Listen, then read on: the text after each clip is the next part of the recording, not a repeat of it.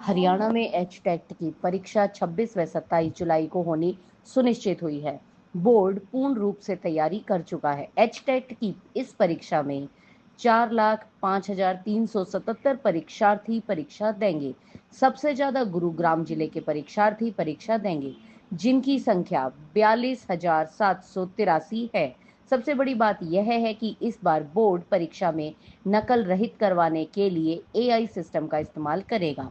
Board chairman doctor पवन कुमार ने बताया कि एचटेट की इस परीक्षा में एआई सिस्टम के आगे परीक्षार्थी जैसे ही आएगा उसका सारा डाटा स्क्रीन पर होगा। एआई ये भी बता देगा कि परीक्षार्थी ने अब तक कौन कौन सी परीक्षाएं दी हैं। बेशक वह किसी और नाम से भी परीक्षा देकर आया होगा तो भी इस जांच में आएगा। वह अगर गलत तरीके से परीक्षा दे के आया है तो उसकी जानकारी एआई तुरंत देगा। पुलिस उस पर कार्यवाही करेगी। बोर्ड चेयरमैन ने बताया कि पात्रता परीक्षा में 600 से ज्यादा सेंटर बनाए जाएंगे।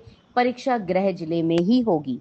भिवानी से डेली अपडेट HRY के लिए वीडियो जर्नलिस्ट पूजा तंवर के साथ दीपक मुटरेजा की खास रिपोर्ट। बीच में पोर्टल खोलने का उद्देश्य है, जैसे बार बार माननीय शिक्षा मंत्री जी, मुख्यमंत्री जी के पास इस प्रकार के प्रतिवेदन कुछ अभ्यर्थियों के आ रहे थे कि किसी कारणवश जो अपने परीक्षा फॉर्म भरने से वंचित रह गए थे, तो उन्हीं की डिमांड पर माननीय शिक्षा मंत्री जी और मुख्यमंत्री जी के निर्देशानुसार 5 दिन के लिए हमने पोर्टल खोला है।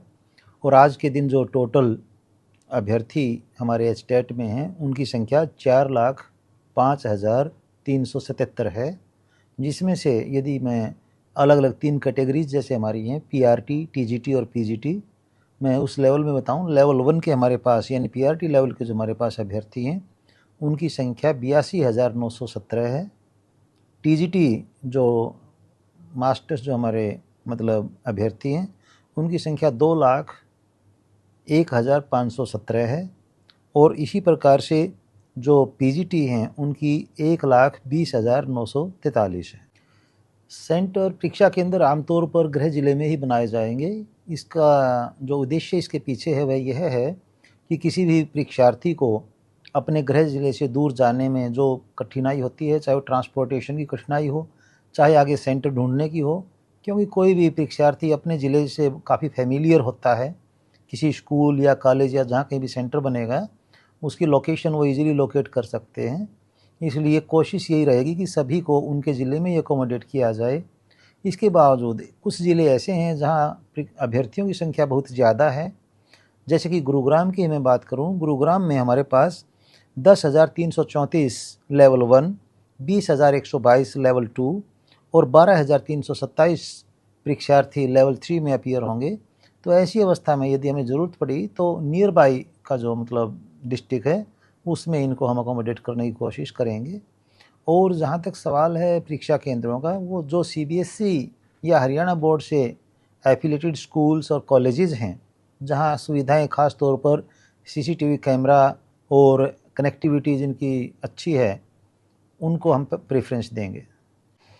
यदि हम कुल परीक्षा केंद्रों की बात करें तो हम एक परीक्षा केंद्र में 310 परीक्षार्थी अपीयर करवाते हैं, क्योंकि ये लगभग 14 जो एग्जामिनेशन हॉल यानी कमरे होते हैं इसमें अकोमोडेट हो जाते हैं। और इतने सेंटर को कंट्रोल करना भी काफ़ी आसान रहता है।